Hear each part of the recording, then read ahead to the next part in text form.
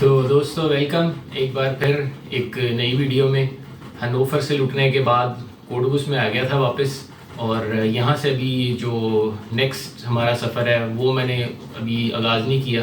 एक मैं पहले से ही परेशान था कुछ अपने ज़ाती मसाइल की वजह से, और ऊपर से ये स्टार्ट ही हमारा एक ये लैपटॉप की चोरी के साथ हुआ, तो उसकी वजह से मैं ज़रा और डिप्रेस हो गया। बजट भी सारा डिस्टर्ब हो गया। अब वो जो चीज़ चोरी हुई है, अब लैपटॉप चीज़ ऐसी है कि उसके बगैर बहुत सारे काम कर भी नहीं सकते, तो वो एक चाहिए, तो उसके लिए भी मज़ीद थोड़े से पैसे निकालने थे। तो अब वो तो चलो चीज़ें जैसे तैसे भी अरेंज अब कर ही लेता है इंसान, लेकिन वो जो डिप्रेशन से भी तो पहले निकलना है भाई। एक नए सफ़र के ऊपर चलना है तो आपका जहन थोड़ा सा तो बिल्कुल रिलैक्स होना चाहिए, तभी हम जा सकते हैं। तो डिप्रेशन से निकलने का जो सबसे बेस्ट हल है वो है एक्सरसाइज, जिम। और ये मैं आपको बता रहा हूँ कि भाई डिप्रेशन चाहे किसी भी वजह से इंसान की ज़िंदगी में आए, वो डिप्रेशन चाहे आपके कोई ज़ाती प्रॉब्लम्स की वजह से आए, कोई रिलेशंस की वजह से आए, या आपकी कोई चीज़ चोरी हो गई है, किसी भी वजह से जब आप डिप्रेस होते हैं तो उससे निकलने का सबसे बेहतरीन और सबसे आजमूदा नुस्खा टफ एक्सरसाइज है। उसके दो फ़ायदे होते हैं। एक तो ये कि आप फिज़िकली तो फिट होते ही होते हैं, लेकिन दूसरा आपकी जो मेंटल हेल्थ है, जो आपकी ज़हनी सेहत है, उसके ऊपर इसका बड़ा गहरा असर होता है। क्योंकि जब आप डिप्रेशन में आते हैं तो आप नेगेटिव सोचना शुरू कर देते हैं। सबसे बड़ी नेगेटिविटी इंसान के जहन में आती है कि यार ये मेरे साथ ही क्यों हुआ इस तरह से, मैंने क्या किया था, मेरा क्या कसूर था। या फिर आप नेगेटिव सोचते हैं, बदला लेने के बारे में सोचते हैं कि अच्छा यार ये मेरे साथ हुआ है, मैं किस तरीके से इस चीज़ को रिकवर करूँ, या जिसने मेरे साथ किया है मैं उससे बदला किस तरीके से लूँ। तो ये वो नेगेटिव चीज़ें हैं कि जिसका कोई हल नहीं है। आप एक लामतनाही कोशिश, एक लामतनाही से सिलसिले के अंदर चलने पर चले जाते हैं जिसका कोई एंड नहीं। तो ये जो टफ एक्सरसाइज है ये क्या करती है, आपके जहन में से ना इस नेगेटिविटी को निकालती है। आप ये मनफी सोच को, आप इस मनफी सोच से आपका जान छूट जाती है, आपका जहन होता है फ्रेश, और आप फिर आगे फ्यूचर के बारे में सोचना शुरू कर देते हैं कि भाई अब जो हो गया सो हो गया, अब मैंने आगे जो चीज़ें सोची थी उसको मज़ीद किस तरीके से मैनेज करना है। तो इसलिए मैंने अब जो अपना सफ़र है वो किया है 3 दिन के लिए डिले, और ये 3 दिन अब हम करेंगे दबा के एक्सरसाइज, जिम।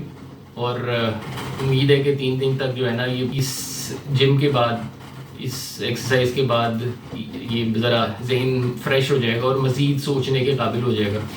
तो करते हैं अब दबा के हम जिम, और फिर उसके बाद अपना सफ़र आगे कंटिन्यू करेंगे।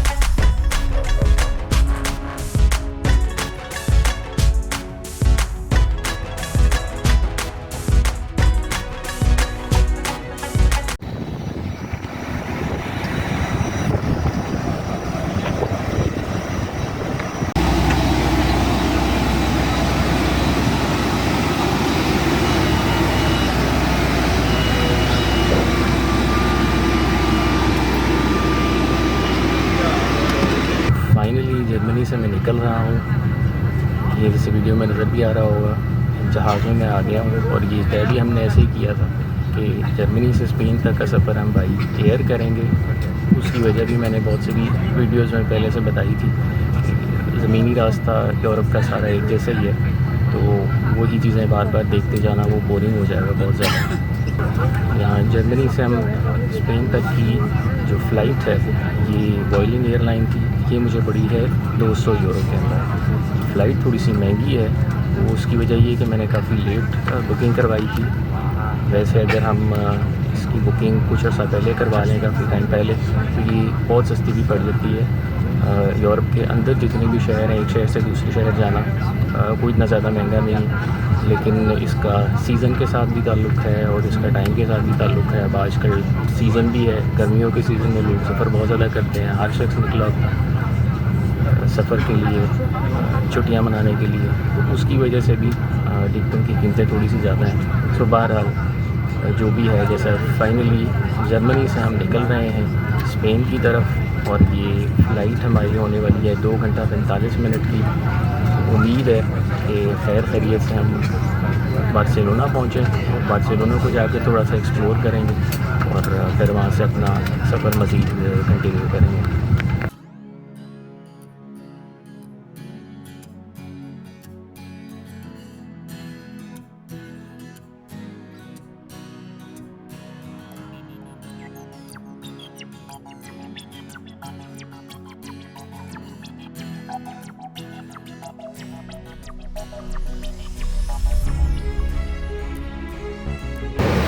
तो भैया बार्सिलोना में पहुंच गया हूँ और यहाँ से मुझे जाना है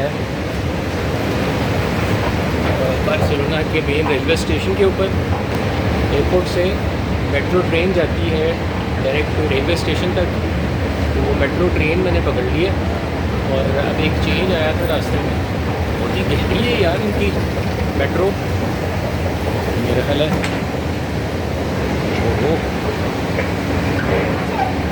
ये 4था फ्लोर आ गया और अभी तक मैं सरफेस के ऊपर नहीं आया। ये है L5 और L5 में जाना है रेलवे स्टेशन, हमने जाना है सेंट स्टाचियो।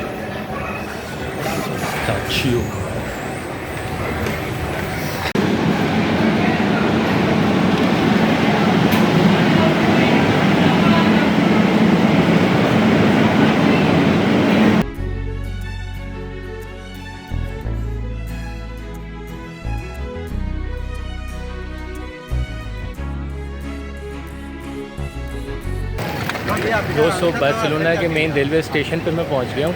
बार्सिलोना सेंट्स इसका नाम है, और एयरपोर्ट से डायरेक्ट मेट्रो चलती है इनके मेन रेलवे स्टेशन तक। डायरेक्ट नहीं, एक दफ़ा चेंज करनी पड़ती है दरमियान में से। तकरीबन 40 से 45 मिनट लगते हैं आपको एयरपोर्ट से इनके मेन रेलवे स्टेशन तक आने तक। पहुँच तो मैं गया हूँ और भूख बड़ी सख्त लगी हुई है क्योंकि जहाज़ में कुछ खाना वाना नहीं मिला। ये सस्ती फ़्लाइटों के अंदर एक और प्रॉब्लम ये होती है कि उसमें आपको खाना नहीं मिलता कॉम्प्लीमेंट्री। वैसे आप ख़रीद के खा सकते हैं, तो वही हम तो क्योंकि बजट ट्रैवलिंग कर रहे हैं और एडवेंचरस ट्रैवलिंग कर रहे हैं, तो एडवेंचरस ट्रैवलिंग का तो मतलब ही होता है कि जितने कम से कम खर्च हो सके। तो मैंने तो कुछ नहीं ख़रीद के खाया। हमारा भूख बहुत सख्त लगी हुई है, थोड़ा सा शहर को एक्सप्लोर करते हैं और कुछ खाते पीते भी हैं। हाँ, मौसम में एक बड़ी वाज़ह तब्दीली मुझे महसूस हुई है। जैसे ही मैं रेलवे स्टेशन से बाहर निकला हूँ, गर्मी सी महसूस हुई है। जब जर्मनी से निकला था तो उधर तो टेम्परेचर खैर आज बेहतर था। खैर तू निकल जा, ये मैंने क्या कहा है।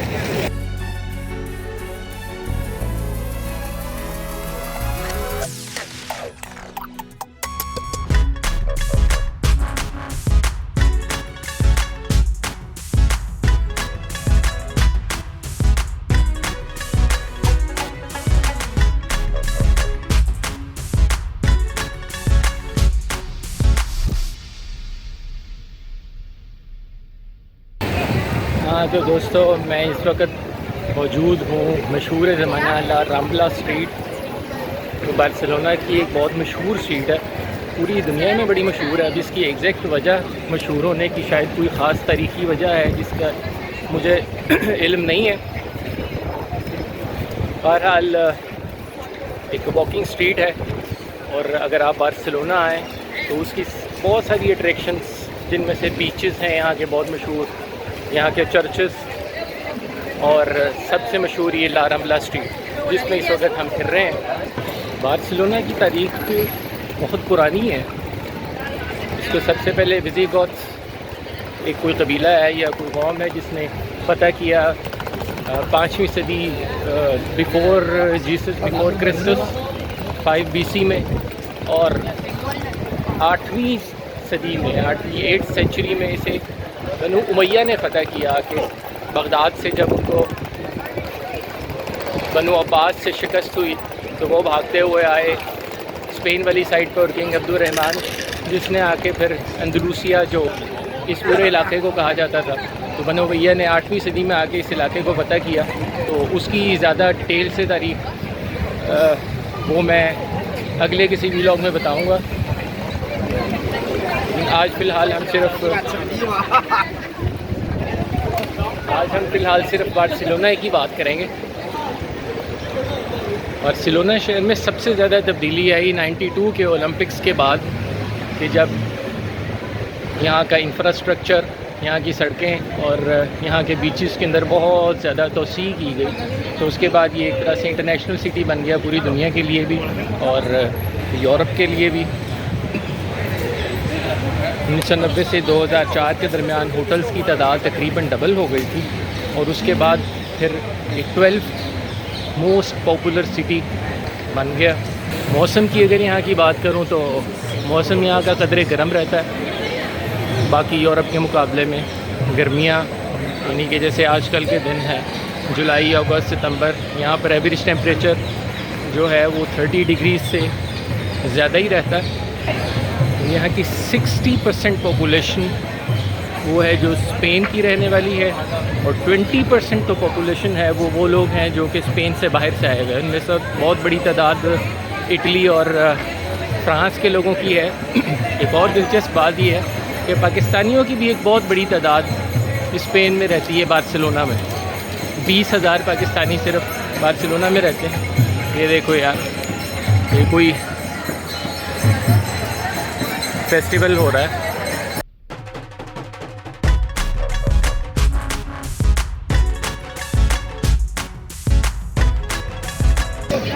बहुत रश है यार इस गली में। गली तो नहीं कह सकते इसको, बहरहाल अगर अंग्रेज़ी से तो जब तर्जुमा करूँ इसका तो स्ट्रीट का तर्जुमा रंबला स्ट्रीट तो गली ही है, लेकिन रश बहुत ज़्यादा है। बार्सिलोना कुछ साल पहले तक कि दुनिया का 20वां मोस्ट विजिटेड सिटी इसको करार दिया गया था, 20th मोस्ट विजिटेड सिटी पूरी दुनिया के अंदर।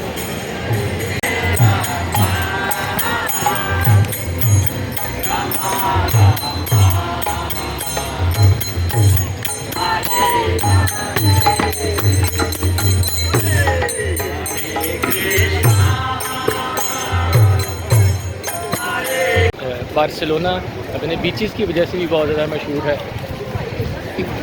क्योंकि साहिल समंदर के ऊपर अब आबाद है शहर।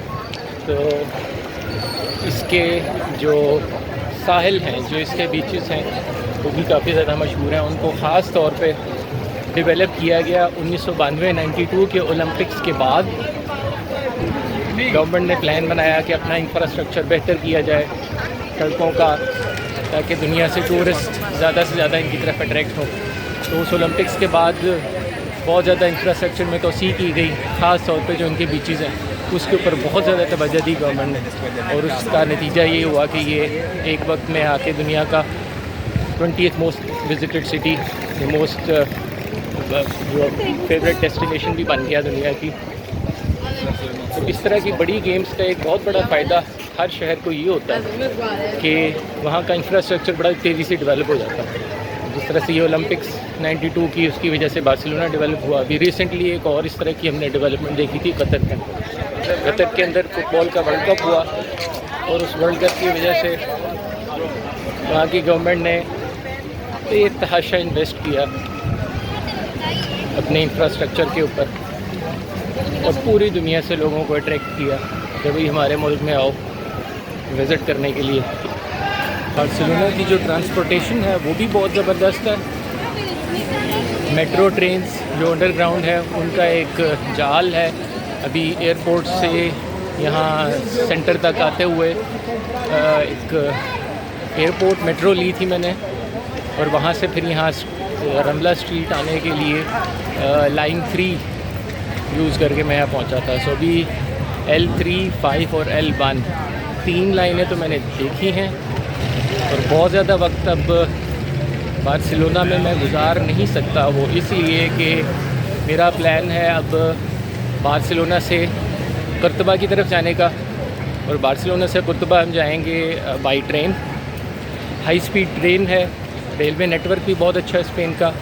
रेंस और या AVE के नाम से हाई स्पीड ट्रेनें हैं जो स्पेन की रेलवे चलाती है, और AVE ट्रेन से ही हम बार्सिलोना से कुर्तबा तक जाएंगे।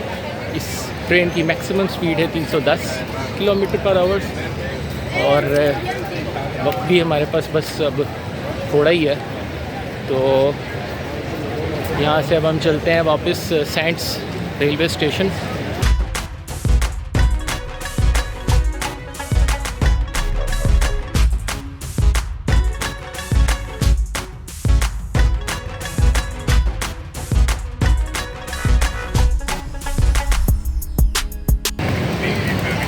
देखने में ये रमला स्ट्रीट बिल्कुल उसी तरह की है जिस तरह की जितने बाकी यूरोप के बड़े शहर हैं उनमें कुछ मशहूर स्ट्रीट्स हैं। जैसे पेरिस के अंदर शाम्स-एलीज़े है, पूरी दुनिया से टूरिस्ट वहाँ पर आते हैं, और इंतहाई महंगी किस्म की चीज़ें जो आपको 1 रुपये की चीज़ है वो 100 रुपये में मिलेगी वहाँ पर। मुझे नहीं पता क्या वजह है क्यों इतनी महंगी चीज़ें खरीदने आते हैं। इसी तरह से मिलान में एक मेगा स्टोर है अरमानी का, वहाँ पर जो आपको 100 रुपये की चीज़ है वो 10,000 रुपये में मिलेगी। पूरी दुनिया से टूरिस्ट वहाँ पर आते हैं घूमने के लिए, देखने के लिए, और इतनी सारी महंगी चीज़ें खरीद, पता नहीं कौन ख़रीदता है यार इतनी महंगी चीज़ें। अगर कोई ख़रीदता आप लोगों में से तो बताना मुझे।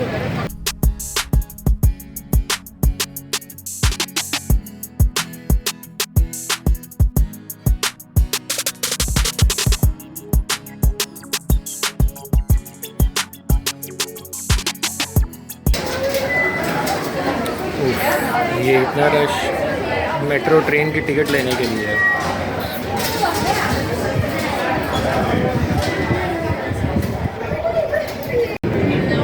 ये लाइन की ड्राइंग है पूरी, और तमाम स्टॉप्स के ऊपर लाइट ब्लिंक कर रही है। जो भी नेक्स्ट स्टॉप है उसकी लाइट ब्लिंक करती रहेगी,